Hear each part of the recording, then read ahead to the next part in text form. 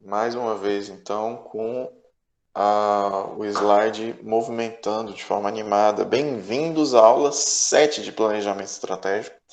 A bibliografia de referência, então, o texto de Aldi Becker e Freitas, Modelo de Planejamento Estratégico e Sistemas de Informação, a visão do processo decisório, o papel da aprendizagem organizacional, análise do 23º ENAMPA de 1999, o texto de Medeiros, Processo Decisório, uma definição da revista Pensamento e Realidade, o nosso livro do Mintzberg, né? Safário da Estratégia, capítulo 7, e o texto de Ribeiro Leite e Crozat, A Racionalidade e o Processo Decisório, algumas reflexões teóricas, na revista Enfoque, Reflexão Contábil, publicação do ano de 2006.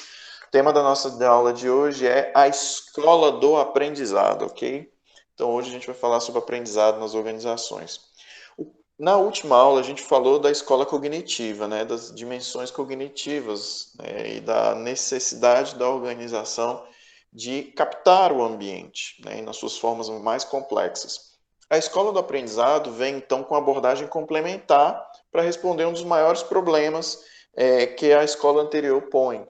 Como tratar com a complexidade que existe dentro do ambiente organizacional, intra-organizacional e fora da organização.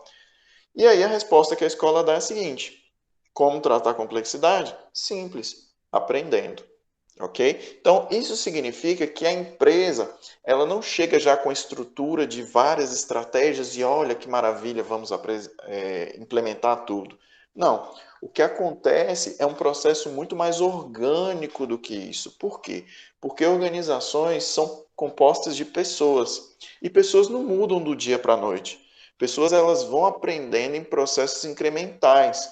Hoje eu tenho contato com uma ideia, amanhã eu reforço essa ideia, depois da terceira vez que eu tenho contato com essa ideia, eu começo a refletir com essa ideia, só então eu começo a trazer alguns elementos dessa ideia para o meu comportamento, e ao longo de 6 meses, 1 ano, 2 anos, 5 anos, eu vou mudando enquanto pessoa nos meus hábitos, no meu comportamento, a partir da aprendizagem que eu obtive com contato com essa complexidade, com essas várias dificuldades e desafios que se põem diante de mim.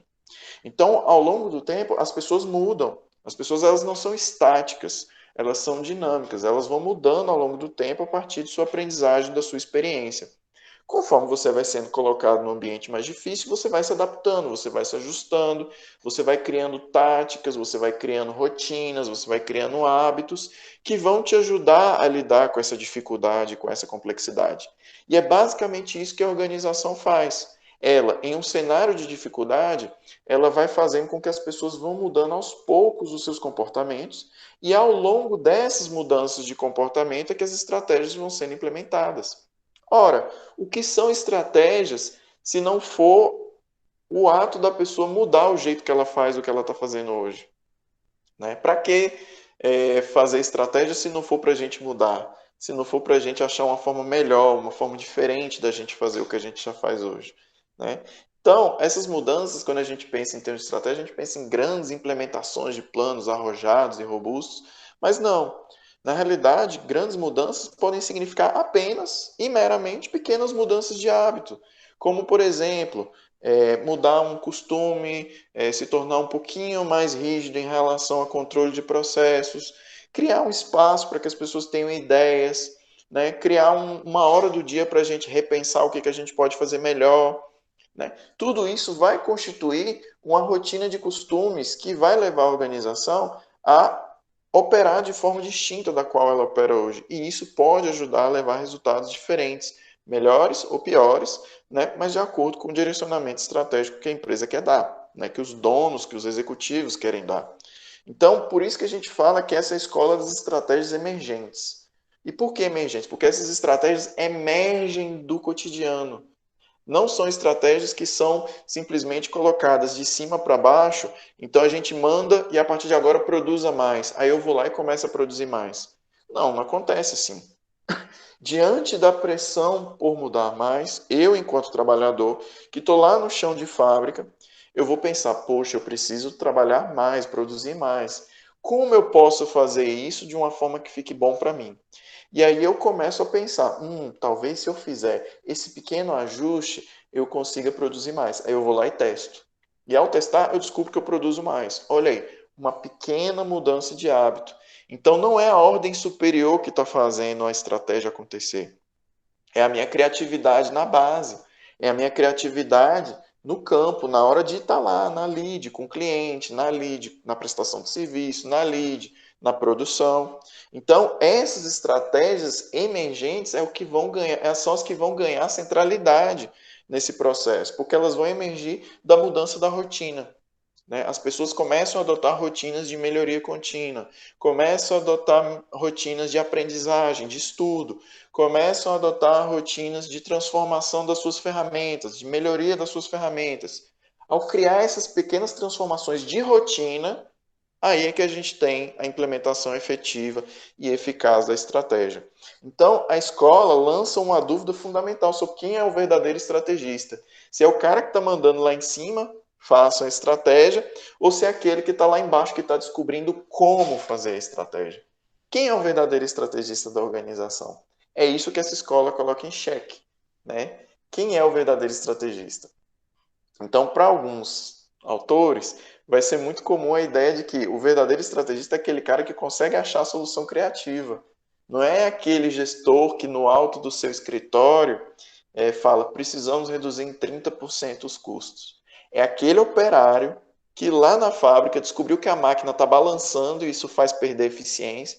E aí ele vai lá e coloca um pedaço de papelão no pezinho da máquina e aí a máquina fica estável e com isso ela reduz 30% os custos.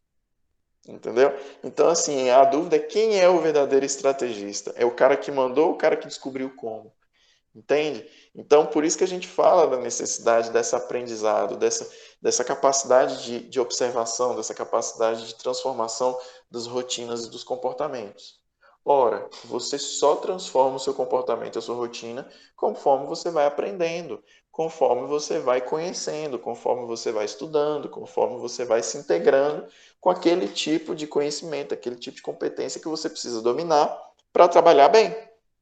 Então, uma vez que, por exemplo, você aprende a trabalhar num software de estatística, produzir os seus relatórios vai ser muito mais fácil do que ficar meramente no Excel, tentando criar uma planilha inteligente, né? Criando gráficos inteligentes. Você pode conseguir relatórios muito mais arrojados, com dados muito mais refinados, de uma forma muito mais simples, a partir do momento que você domina uma ferramenta nova, por exemplo. E isso, a partir dessa aprendizagem, isso traz uma inovação e traz uma melhoria. Produzir uma informação mais rica num tempo menor, um custo menor. Entende? Isso acaba sendo interessante para a organização. Então é nesse ponto que a escola ela vai dar muita centralidade, né, muita força para o cotidiano da organização. Então a escola que se baseia menos na capacidade de uma estratégia ser prescritiva, por exemplo, você não vai ver teóricos, né, do aprendizado que vão ficar pensando como que a gente vai criar e implementar a estratégia. Você não vai ver isso. Você vai ver teóricos e pesquisadores que vão olhar para a organização e vão ver como que a estratégia emerge a partir das práticas, a partir do cotidiano. Então, aqui a abordagem é outra. Aqui a gente não fica pensando qual é a melhor forma, ferramenta, o sistema para implementar a estratégia. Aqui a gente está de olho no seguinte: como é que as pessoas improvisam? Como é que as pessoas respondem aos problemas? Como é que elas resolvem os problemas? Porque é a partir daí que emergem as possíveis estratégias que vão levar a organização a um desempenho superior. Então, essa escola do aprendizado, ela acredita nas respostas do presente e na carga de vivência do sujeito. Então, traz uma centralidade para essa criatividade, para essa capacidade do sujeito de trazer sua subjetividade, né, trazer suas boas ideias, sua vivência para a organização e assim conseguir agregar valor. Tá bom? Então, existe uma crítica muito forte dessa escola para a separação que existe entre a formulação da estratégia e a criação da estratégia. Formulação da estratégia é aquela pessoa que vai lá, faz análise de cenário, faz análise do ambiente externo, ambiente interno, faz a programação estratégica, desenvolve as metas, os objetivos e depois implementa. Né? É essa pessoa que formula. A pessoa que cria estratégia é aquela pessoa que recebe a meta e agora se pergunta, como é que eu faço? E agora, como é que eu faço? Aí que surge a criação da estratégia.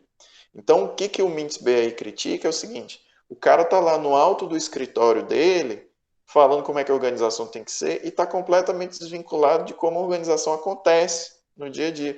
Então ele tem que estar no chão de fábrica, ele tem que estar no chão da loja, ele tem que estar junto com o prestador de serviço, se ele está interessado mesmo em conhecer as possibilidades de desenvolvimento de novas estratégias que levem a bons resultados.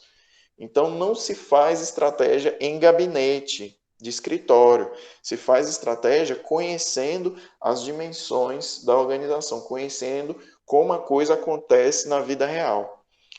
E por que isso? Porque menos de 10%, né, o próprio livro traz essa informação, menos de 10% das estratégias formuladas, via de regra, são implementadas. Por quê? Exatamente por causa disso. O cara que formula a estratégia, ele está dissociado do dia a dia, do cotidiano da empresa. Então, ele cria umas metas assim, absurdas.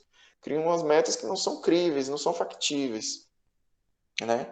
Então, essa incapacidade de implementar a estratégia, por muito tempo, ela foi encarada como uma inaptidão organizacional de fazer as pessoas implementarem objetivos. Então, o culpado do assunto não era o cara que desenhou a estratégia errada.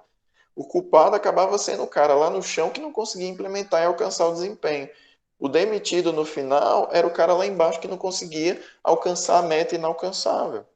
Né? Então, a culpa desse fracasso vai recair sobre aqueles trabalhadores da base que não conseguiram mudar, né? Que não conseguiram ser arrojados, que não conseguiram ser ambiciosos. E isso é um grande equívoco na realidade. Né? Por quê? Porque não é simplesmente chegar para a pessoa e falar, produza mais, venda mais. Não é assim. É você dar meios para que essa pessoa construa um conhecimento, uma base de conhecimentos sólidos que ajudem ela a criar, que ajudem ela a ser criativa, para que ela encontre as próprias formas, as melhores e mais adaptadas formas de melhorar a sua prestação de serviço, de melhorar o desempenho do seu trabalho. Tá bom? Então, se um líder chega e fala, produza mais na meta, sem dar os meios de aprendizado, os meios de mudança, os meios de acesso ao conhecimento que pode ajudar ao aumento da produtividade, a estratégia tende a falhar mesmo. Lembra, estratégia deriva do comportamento cotidiano. A pessoa tem que mudar, mudar de alguma forma. Se ela vende com pouca simpatia, ela pode aprender a ser mais simpática. Se ela vende com pouca atenção ao cliente, ela pode aprender a ser mais atenciosa com o cliente. Então a gente precisa dar meios para isso acontecer, para que essa estratégia aconteça no chão, no dia a dia, no cotidiano. Então o foco na aprendizagem do sujeito é a fonte da estratégia. Uma organização não consegue implementar planejamento estratégico nenhum sem dar condições dos trabalhadores de encontrarem as respostas necessárias para alcançar os objetivos que ali estão postos para eles. Porque o desafio do trabalhador não é entregar apenas. O desafio é achar a melhor forma de entregar. E isso demanda aprendizagem e aperfeiçoamento. Ok? Então, a lógica da estratégia feita no cotidiano e nas rotinas lança luz sobre o que a gente vai chamar de processo decisório. Tá? Então, é aí que começa um ponto de contato muito importante aí com o processo decisório. Entre a formulação da estratégia e a implementação do dia a dia, existe o processo decisório. São as decisões tomadas no dia a dia, a decisão de mudar, a decisão de implementar, a decisão de adquirir novo recurso, a decisão de criar um processo novo, a decisão de criar um departamento novo. Todas essas adaptações, todas essas decisões acabam sendo as unidades que nos interessam no momento da gente analisar a estratégia da organização.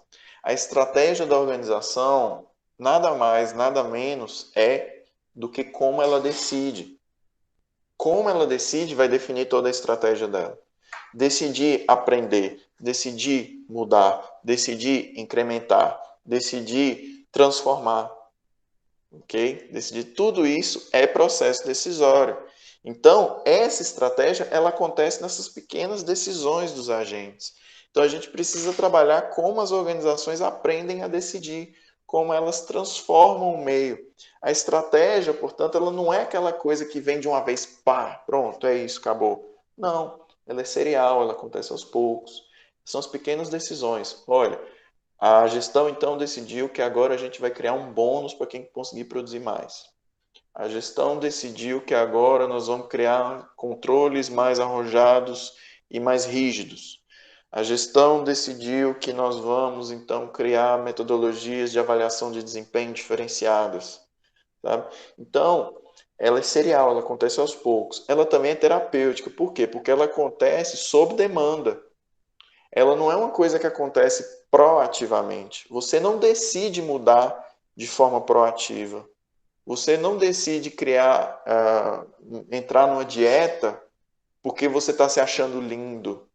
Você decide entrar numa dieta porque você sente que você pode ser mais bonito do que você já é. Ou você sente que você precisa ter mais saúde do que você já tem. Ou porque você precisa engordar, por exemplo. Eu não estou falando de dieta só de perda de peso. Estou falando de ganho de peso também. Porque você quer ficar mais forte, porque você quer ganhar mais corpo. Enfim, você decide entrar numa dieta, mudar os seus hábitos alimentares em função de um determinado problema que se coloca para você, que você não está sendo atendido na sua autoestima. Da mesma forma, as organizações elas agem de forma reativa. O problema acontece. Olha, o problema é, eu vou acabar tendo uma perda do desempenho, vai perder a meta, isso pode custar emprego, estamos tendo vários problemas de produção. Como é que nós vamos responder ao problema? Por isso que a gente fala que é terapêutico. É mais no sentido na resolução de problemas. Quando você cria uma estratégia que não está sendo atendida, ela passa a ser um problema. Por isso que a gente cria decisões para responder a esse problema. Também ela é fragmentada, ela vai acontecer nas pequenas decisões do dia a dia. Não vem tudo articulado de um grande plano de impacto, não. Ela acontece numa pequena ideia, num pequeno flash que você tem ali naquele momento e você teve a ideia e resolveu decidir aplicar aquela ideia que você teve. E ela acontece de forma contínua também. Sempre tem alguém tendo ideia, sempre tem alguém resolvendo e decidindo algum problema da organização. Tá vendo? Então, isso vai gerando incrementalismo. As pessoas, conforme elas vão resolvendo problemas, elas vão criando metodologias de resolução de problema. Elas vão criando um histórico de resolução de problema. Elas vão criando uma carga de aprendizado em relação a esses problemas. E com isso, elas vão se tornando mais capazes de responder aos estímulos organizacionais. Então, é preciso que a gente aprenda como esses agentes decidem pela mudança, como esses agentes optam, implementam essas decisões, né? E para estudar o processo decisório, de como essas decisões acontecem, existem vários modelos. Eu trouxe para vocês três, que são os três principais, mais conhecidos, né, dentro da literatura funcional de gestão estratégica. Tá? Mas existem vários modelos de processo decisório, sempre considerando que as ações são reativas, resolvendo problemas, e não ações proativas, antecipando problemas. As pessoas elas agem muito mais de forma criativa e de forma muito mais urgente quando aquela situação se torna um problema para ela. E por isso as organizações tendem a ser vistas sempre dessa forma, como está apagando incêndio aqui, apagando incêndio ali, né? Então a gente sempre vê, tem essa sensação de que as organizações estão sempre apagando incêndios. Basicamente assim que acontece o processo de aprendizagem delas. Então, de pouco a pouco, apagando os incêndios, essa estratégia vai se formando e vai virando rotina. Então, de tanto resolver problema, você aprende a absorver isso na sua rotina para que você consiga dar um tratamento adequado para aquele problema, alcançando bons resultados. Então, essa rotinização da resolução de problemas acaba se tornando um grande diferencial de aprendizado na organização. E esse aprendizado é que é considerado o processo evolucionário da empresa. É assim que a empresa evolui, é assim que a firma alcança um patamar superior de desempenho, né? É assim que ela vai resolvendo os seus problemas e evoluindo, tornando-se melhor, tá bom? E mais adequada ao mercado onde ela atua. Se então a estratégia acontece na base, qual que é o papel do executivo? O papel do executivo, então, é supervisionar esse processo de aprendizado criativo. Ele criar, então, um espaço de inspiração para as pessoas, porque ele sabe que ele não vai ter todas as respostas. Ele não é o agente criativo. O agente criativo é aquele que está lá lidando com a situação, Quer alguém melhor para resolver o problema do que aquele que está lidando com o processo todo dia? Então, o papel do executivo é modular o discurso principal, ou seja, ele atribui uma identidade para a empresa. Quem nós somos, o que nós estamos fazendo, o que nós estamos buscando, quais são as nossas principais crenças, quais são os nossos principais valores.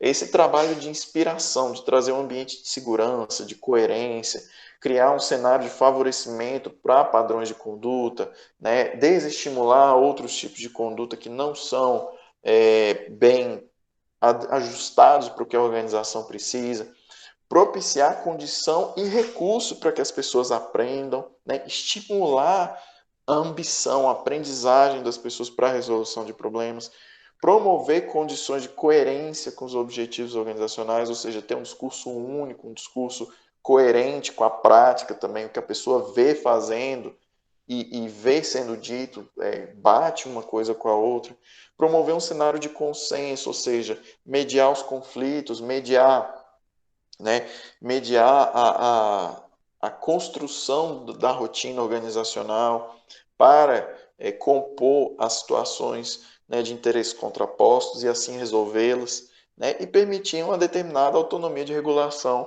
para os sistemas organizacionais, ou seja, permitir que as pessoas exerçam certa autonomia para oferecer soluções, né? Conforme um analista, conforme um gestor vai aprendendo, ele vai melhorando os processos dele. É do interesse dele que o trabalho dele fique mais fácil e mais rápido, porque assim se torna uma coisa menos estressante, uma coisa menos dolorosa, e assim ele consegue ser mais produtivo e alcançar bons resultados. Para isso ele precisa aprender. E para isso ele precisa de um líder que crie condições para que ele se sinta estimulado a isso. Entende? Então esse passa a ser o trabalho do líder, de garantir que as pessoas se sintam estimuladas, se sintam hábeis a querer produzir mais por meio da aprendizagem. Okay? Então, quais são as premissas da escola do aprendizado? Primeiro, que a natureza do ambiente é complexa e impede esse controle deliberado, que é basicamente essa formulação que vem de cima para baixo, né, e fala, produza 30% a mais, venda 25% a mais. Não, não é deliberado desse jeito. É emergente. As pessoas vão achar o como ainda. Entende? Então, essa natureza complexa do ambiente impede a gente de falar, sim, vamos produzir 30%. Você não tem certeza que você vai conseguir produzir 30%. Você não tem certeza que você vai conseguir dar conta de aumentar a sua produtividade desse jeito. Você não sabe nem como é que você vai fazer. Se é comprar uma máquina nova, se é atualizar um maquinário existente, se é trazer uma mão de obra mais qualificada. Você não sabe. Se mesmo com essas ações você vai conseguir encontrar esse resultado. O que você precisa é conhecer qual é a possibilidade do seu chão de fábrica. Você precisa ir lá e ver. Então, se aumentar o maquinário, existe a possibilidade de eu crescer. Lá em cima, então, você conhecendo embaixo, conhecendo a base, lá em cima você consegue formular estratégias mais factíveis, mas sempre entendendo que elas emergem da base, elas emergem da rotina, elas emergem dos processos. Então, é entender que a organização não deve haver uma separação entre formulação e a criação da estratégia na base operacional. Segunda premissa é que o líder ele também está sempre num processo de aprendizado, mas ele tem que entender que o sistema coletivo aprende nas rotinas. Então, ele tem que sempre buscar melhorar as rotinas.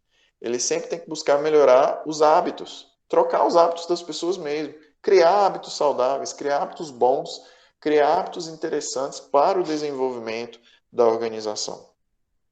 Terceira premissa, que as rotinas emergem como resolução de problema incremental. Daí é uma orientação para a resolução de problema, para atuação dentro do processo, no cotidiano. Ok?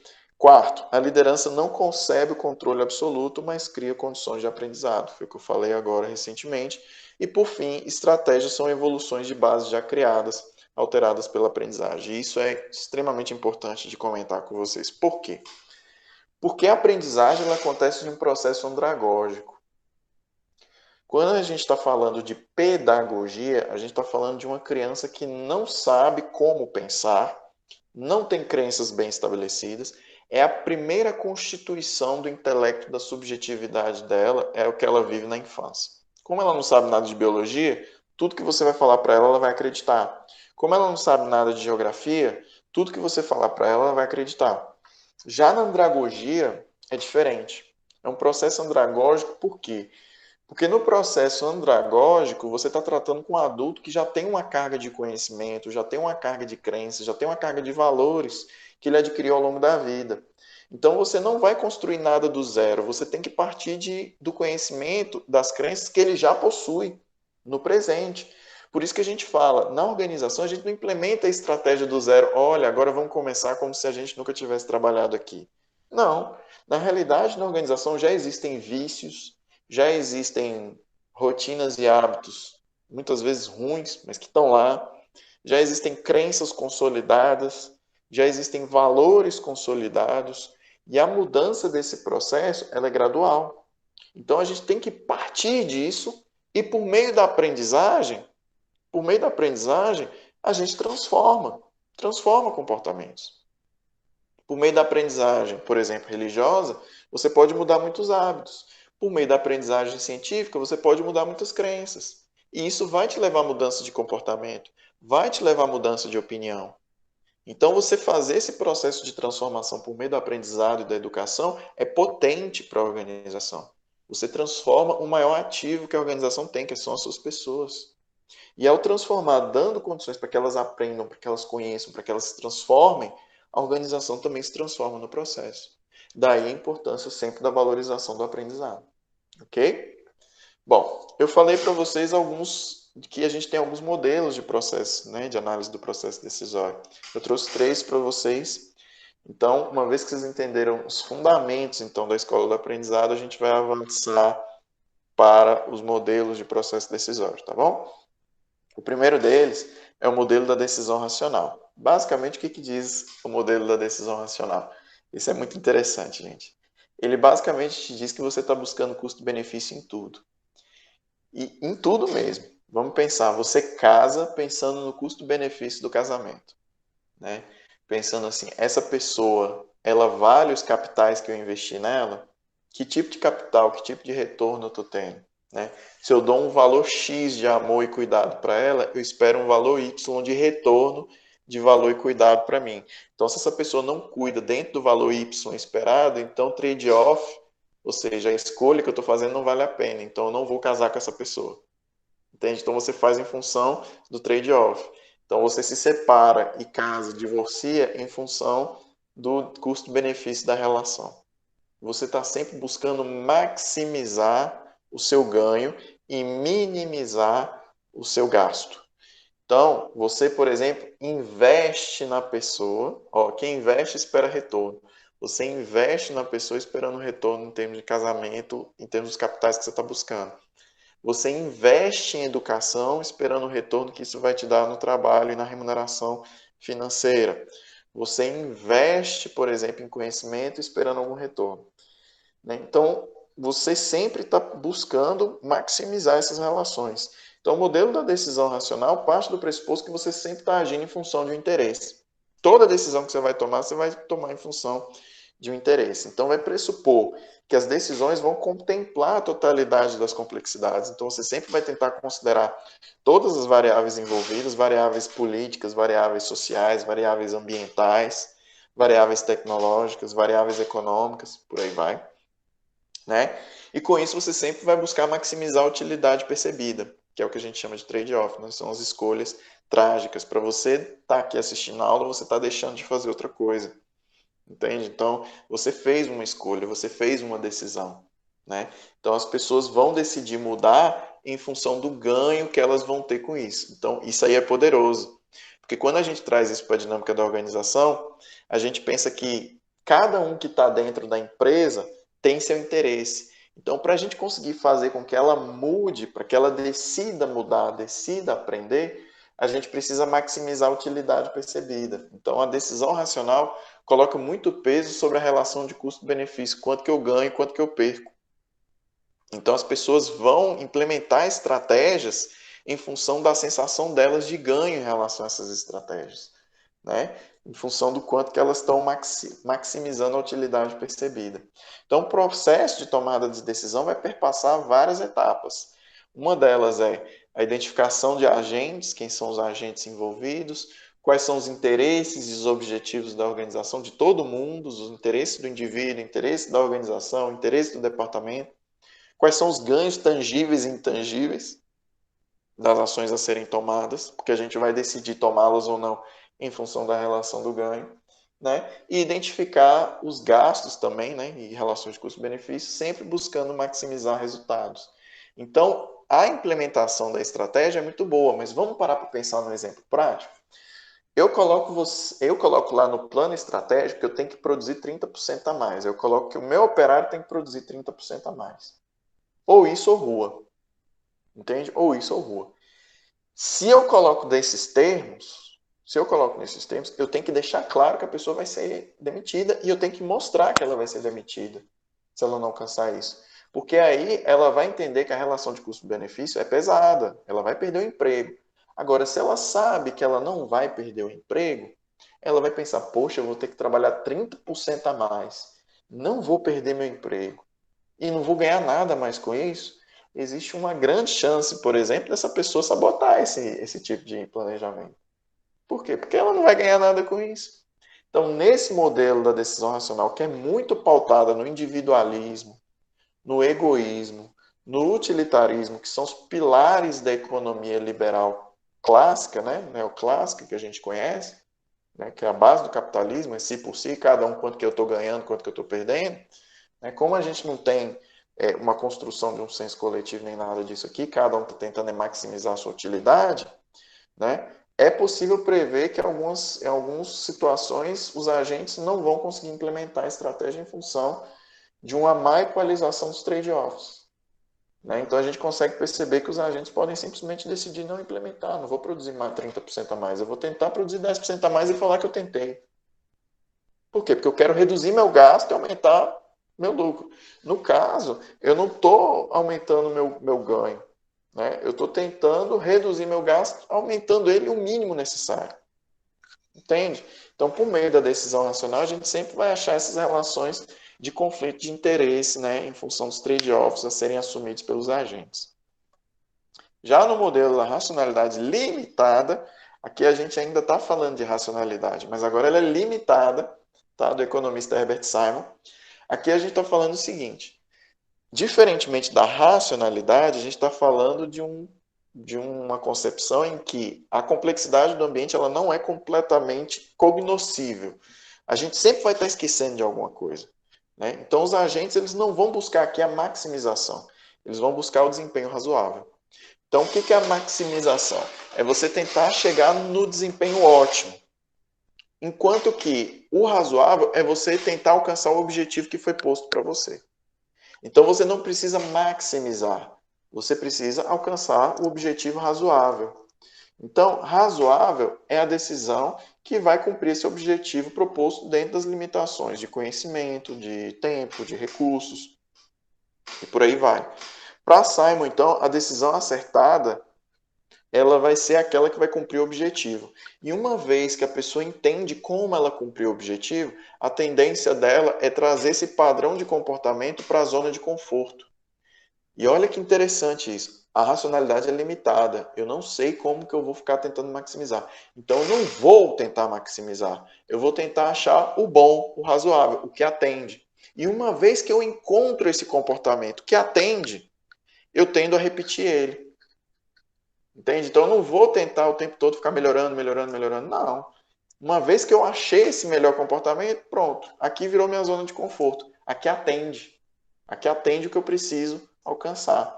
E essa rotinização, zona de conforto, ele vai dar um nome um pouco mais bonito para isso. Ele vai dar o nome de decisões programadas. As decisões programadas são aquelas rotineiras que você já aprendeu a tomar, que você já passou por esse desafio, você sabe como fazer, você sabe como melhorar, você atingiu um padrão de conforto, né, de rotina, de uma forma adequada de trabalhar aquilo, e você passa a repetir esse comportamento de forma programada, e com isso você consegue manter o seu desempenho estável, atingindo o objetivo, tá? E ele tem as decisões não programadas, que basicamente são situações novas, né? Por exemplo, eu tenho uma rotina programada, produzir 50 mil por dia. Atende o objetivo? Atende. Agora eu tenho uma situação não programada, produzir 80. Olha, Numa decisão não programada, 80, vai demandar todo um esforço de análise, de conhecimento, de inovação, para eu entender como é que eu posso aprender a produzir 80. Uma vez que eu alcanço 80, eu rotinizo a produção de 80, eu programo a produção de 80. Então, aqui, a ideia do modelo da racionalidade limitada é trazer para as escolhas racionais a dimensão da rotinização, da criação de zonas de conforto, onde a gente tende a criar estática, onde a gente tende a ficar estável para atender os objetivos da forma como eles são postos. Então, a programação das decisões, que é isso que ele vai falar, decisões programadas e não programadas, a programação decisória vai ser a essência de um processo de gestão, de estabilização das estratégias. Ou seja, é você tornar a estratégia uma rotina. É rotinizar a estratégia. Então, quando você rotiniza, quando você aprende a fazer aquela forma daquele jeito no cotidiano todos os dias, você reduz o custo da decisão. Por quê? Porque a pessoa aprende que ela tem que ser sempre atuando daquela forma. Então, ela vai criando uma rotina, vai criando um hábito de produzir daquele jeito. Então, ela não pensa muito para produzir, ela não fica criando, inventando muito para produzir. Ela segue a receita porque ela sabe que a receita dá certo. É aquela máxima, né? Em time que está ganhando a gente não mexe. É basicamente isso aqui. É a decisão programada. É quando a gente consegue alcançar os objetivos, a gente tende a criar uma estabilidade naquilo, entendeu? E aí, ao criar estabilidade, a gente vai ser, com o tempo, sendo contraposto a novos desafios não programados, e com isso a gente vai melhorando de forma incremental, tá bom? Com isso, então, a organização vai criando um senso de estabilidade em seus processos de gestão, e assim a gente vai criando um processo de gestão chamado modelagem decisória. É assim que surge a modelagem decisória, por meio da programação dos parâmetros e padrões de organização a partir do processo decisório que ela alcança. Ok? Esse é o segundo modelo. O terceiro modelo é mais subjetivo, que é o modelo de Kawaki, né? Ou Wake, né? Depende aí como é que é, ou Vic, né? Kawaki, né? Vamos chamar de Kawaki. Sense Making. Sense Making, o que é o Sense Making? É a ideia de que a estratégia, ela não é posta, ela não é decretada, ela é construída pelo agente. Então, o que a estratégia diz? Aqui a gente não está falando mais de relação de trade-off, de custo-benefício. Aqui a gente está falando da capacidade do agente de conhecer a estratégia, interpretar essa estratégia e, com isso, gerar ideias. Tá? Então, a estratégia ela vai derivar mais de um processo de percepção e de paradigma do que de um processo de obediência. Cada um vai olhar para a estratégia e vai gerar ideias, vai gerar interpretações sobre isso. Então, por exemplo, produzir 30% a mais. Produzir 30% a mais, para mim, por exemplo, pode significar tecnologia nova. Para Matheus, pode significar contratar mais gente. Então, cada um vai ter uma ideia sobre como criar a estratégia a partir do objetivo que é posto. Então, aqui a ideia do SenseMaker é que os agentes, no geral, vão ter ideias diferentes e atribuir sentidos diferentes à realidade, derivando da experiência e do conhecimento. Então, quando a gente é contraposto a uma estratégia, quando a gente é contraposto a um planejamento, cada um vai gerar uma ideia diferente. Aqui a ideia do SenseMaking é exatamente a gente ter uma apuração do sentido que é atribuído a essas estratégias, né, por processos dialógicos, comunicativos, processos de conversa mesmo, de um conversar com o outro, para que a gente consiga chegar no meio termo, basicamente, de qual é a melhor estratégia em função dos nossos processos de negociação. Tá? Então, o processo de aprendizagem, né, o processo de decisão dentro da empresa é um processo de atribuição de sentido. É subjetivo mesmo. É um processo da gente negociar o como a gente vai fazer isso. É um processo da gente discutir. É um processo da gente conhecer as várias versões e visões que existem sobre aquela implementação de estratégia. Tá? Então, esse processo de negociação é composto por 4 etapas. O primeiro é a mudança do ambiente. Então, vamos supor que a gente tem ambientes estáticos, né? Aí vem uma mudança ecológica, que pode ser uma mudança do ambiente, uma mudança econômica, uma mudança tecnológica, uma mudança política, e vai demandar uma resposta da organização. Uma vez que essa mudança acontece, a organização então precisa atribuir sentido a essa mudança e como ela vai responder essa mudança. As pessoas precisam atribuir esse sentido. E aí começa o processo de validação, que é o de decretação, que é o estudo das informações, é o levantamento dessas informações. Vamos levantar informações sobre essa mudança, vamos levantar informações sobre a situação atual, vamos conhecer a fundo o problema que se põe para a gente. Em seguida, a gente vai para a etapa de seleção, que é a produção e seleção de interpretações sobre essa mudança analisada. Essa mudança é boa, ela é ruim, em que ela é boa, em que ela é ruim, em que ela traz oportunidade, em que ela traz ameaça, em que ela pode ajudar a gente, em que ela pode dificultar, como a gente pode lidar com essa mudança. Na seleção, a gente começa a gerar, então, né? Interpretações sobre o que pode ser feito, o que não pode ser feito. E aí vem a próxima etapa, a retenção, que é exatamente esse momento agora da análise mesmo da viabilidade, custo-benefício, né? Você cria seus próprios significados e decisões, decidindo, de fato, a partir de todas essas interpretações dadas, aquelas que são mais convenientes dentro do processo. E aí a gente não nega que as pessoas vão trazer seus interesses individuais e vão negociar essa realidade, né? Elas vão negociar esses significados entre elas, até que um sentido final seja atribuído. É bom, é ruim, vai mudar ou não vai mudar? Então, aqui, a diferença do sense-making para os outros modelos é que nos outros modelos a gente está falando de como o sujeito racionaliza. Aqui a gente não está falando de racionalização, aqui a gente está falando de negociação, aqui a gente está falando como os sujeitos negociam, como negociam a implementação da estratégia na base.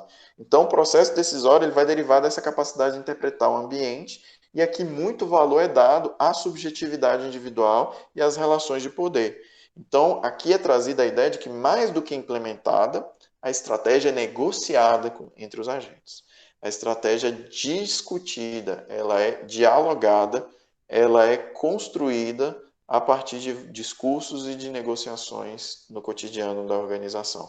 Assim que as decisões acontecem. E aí eu vou te dar um exemplo.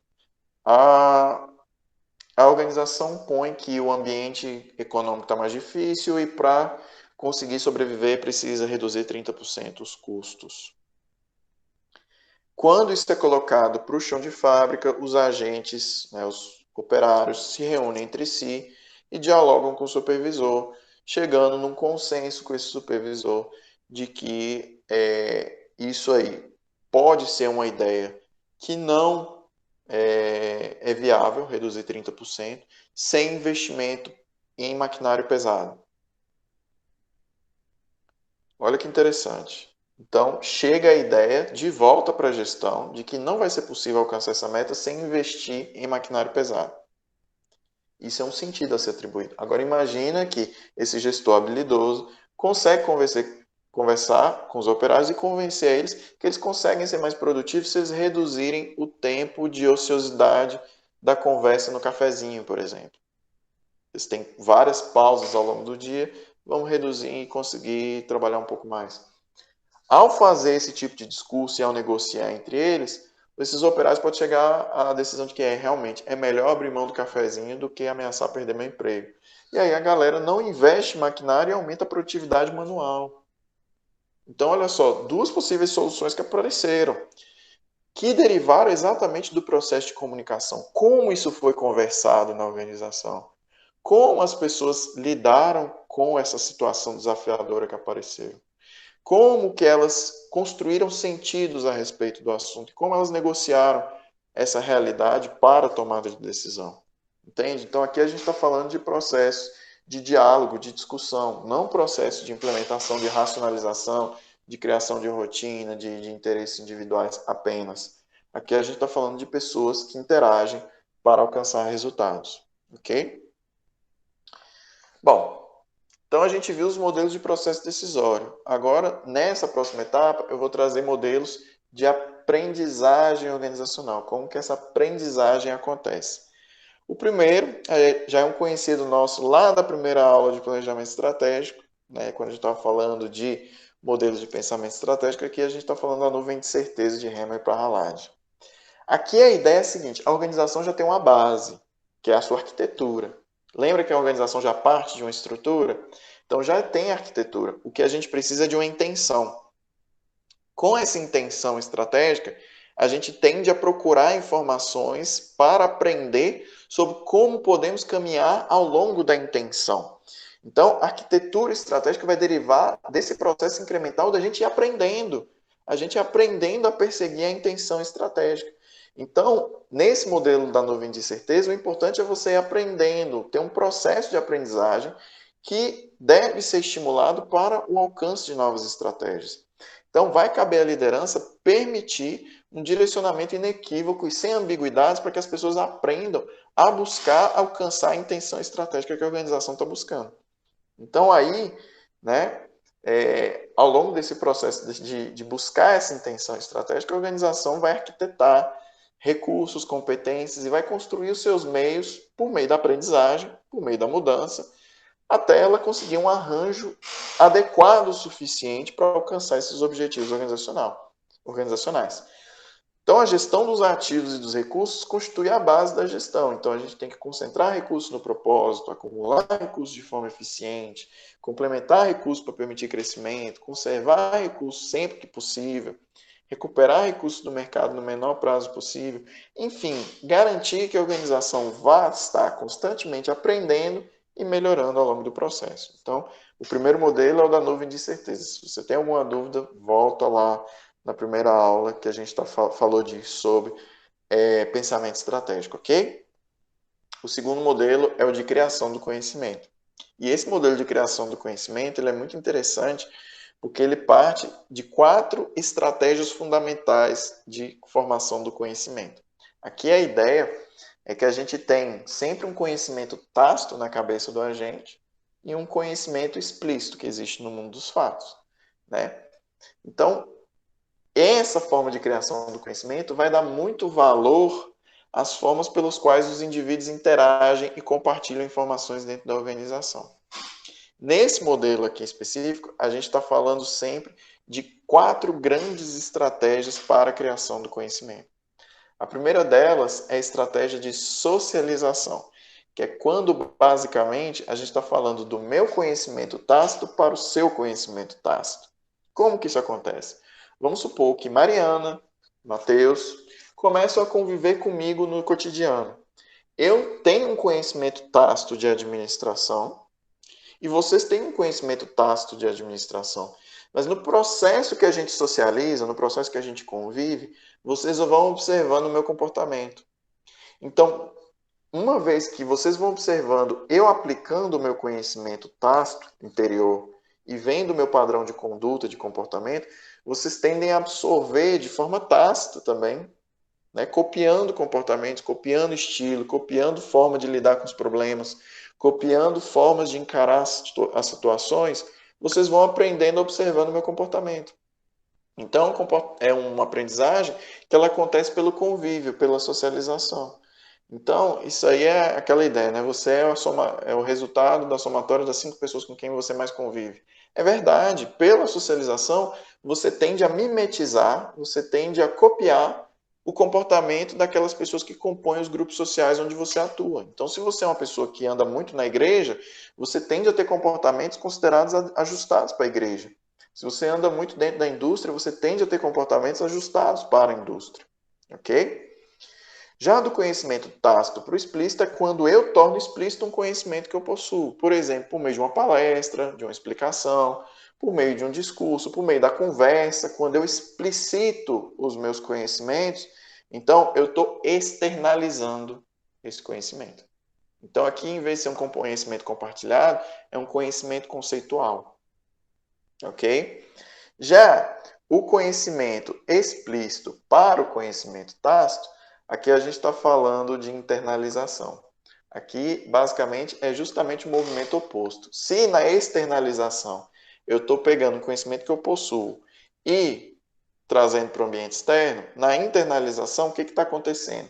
Eu estou consumindo do conhecimento externo e estou internalizando para a minha prática. Então, por isso que a gente fala que é um conhecimento operacional. Aprender a fazer. Eu estou aprendendo a fazer, eu estou aprendendo a operar, eu estou aprendendo o conceito, eu estou internalizando esse conceito. Eu estou internalizando essas ideias. E ao internalizar essas ideias, eu consigo replicá-las. Por fim, a gente tem a combinação, que é do conhecimento explícito para o conhecimento explícito. Quando eu gravo um vídeo, eu estou pegando, então, explicitando um conhecimento e estou deixando ele registrado. Quando eu crio, quando eu gravo uma aula, quando eu escrevo um artigo, quando eu escrevo um livro, quando eu crio registros, quando eu crio conhecimentos que vão pertencer a sistemas, né? Por isso que a gente fala conhecimento sistêmico, a gente está falando de uma produção combinada de conhecimento, que é você criar, por exemplo, um sistema de treinamento dentro da organização, um sistema de manuais, um sistema de procedimentos operacionais padrão, é você criar um sistema de aprendizagem por meio de videoaulas, né? Você criar cursos como MBAs, o próprio curso de graduação, é um conhecimento que deriva de um sistema de aprendizagem, ok? Então aqui a gente está falando de uma estrutura que visa trazer o conhecimento explícito dos agentes para um sistema explícito de registro de conhecimentos, ok? A organização vai usar todas essas 4 estratégias aqui. Vai ter a dimensão da socialização, ou seja, você vai conviver com pessoas. Vai ter a dimensão da externalização, as pessoas vão te explicar coisas. Vai ter a dimensão da internalização, você vai aprender a fazer coisas no cotidiano. E vai ter também as estratégias combinadas, que é, por exemplo, os treinamentos formais, os manuais da organização. Tudo isso criado dentro de uma sinergia que gere uma aprendizagem dentro da organização. Ok? O terceiro modelo é o modelo das capacidades dinâmicas. Nesse modelo aqui em específico, a gente está falando de organização, que a capacidade de organização aprender deriva do rearranjo de seus recursos. Então, a organização sempre tem que estar buscando se adaptar. Se o ambiente é dinâmico, a organização precisa ser dinâmica. Então, ela tem que desenvolver capacidades dinâmicas de absorver conhecimento, capacidade absortiva, adaptativa, que é a capacidade de se adaptar, de rearranjar seus recursos, seus processos, seus procedimentos, e a capacidade inovativa, gerar novas ideias, gerar novos processos inovadores que vão permitir um desempenho superior. Então, aqui a capacidade dinâmica está falando da nossa capacidade de não entrar na zona de conforto, que é justamente aqui a ideia da melhoria contínua, que é a ideia da administração da qualidade. Então, no modelo das capacidades dinâmicas, a gente sempre está falando no potencial de aprendizagem de uma organização por meio da adaptação, por meio das mudanças. Então, aqui, quanto mais uma organização muda, mais ela tende a aprender. Essa é a premissa. Quanto mais a organização muda, mais ela desenvolve competitividade, mais ela desenvolve vantagens competitivas e assim ela consegue alcançar desempenho superior em relação aos concorrentes. Ok? Quais são as críticas à escola do aprendizado, tá? Para a gente já caminhar para o encerramento da aula. Primeiro, que ela reputa um certo fracasso ou inexistência de estratégias deliberadas. Então, ela diminui a importância das estratégias criadas em nível estratégico, né, em nível superior, na cúpula da organização. E não é bem nesse ponto. A gente entende sim que existe muita importância para as estratégias deliberadas, aquelas que são planejadas pelo processo formal do planejamento estratégico que a gente viu até agora. Mas o fato é que a gente não pode tirar a importância da estratégia que é feita no cotidiano, tá bom? A segunda crítica é a ênfase na aprendizagem, que pode tornar o ambiente muito instável. E a instabilidade, dependendo do tipo de mercado que a empresa atua, não é tão interessante. Às vezes é interessante que a empresa adquira eficiência operacional por meio da estabilização dos seus processos. Então, você criar instabilidade é muito interessante quando você tem mudanças necessárias a serem feitas, tá? E aí cabe a avaliação do ambiente mesmo, você vê se vale a pena ou não implementar aquela mudança e mexer em time que está ganhando. A terceira crítica é a flutuação estratégica que pode acontecer. De tanto que você deixa ao revel para que as estratégias aconteçam a partir da criatividade dos agentes, às vezes a empresa fica sem estratégia deliberada nenhuma. E daí a importância de ter um líder que tem uma estratégia deliberada, que tem uma intenção, que sabe para onde vai direcionar a gente. Então não pode se perder. A organização não pode se perder no processo de aprendizado. O aprendizado ele tem que ser direcionado para os objetivos estratégicos da organização. Tá? A quarta crítica é que o aprendizado também abre espaço para erro. Então, é arriscado, é caro e é arriscado. Tá? Demanda cuidado extra. né? A quarta e a quinta crítica são essas.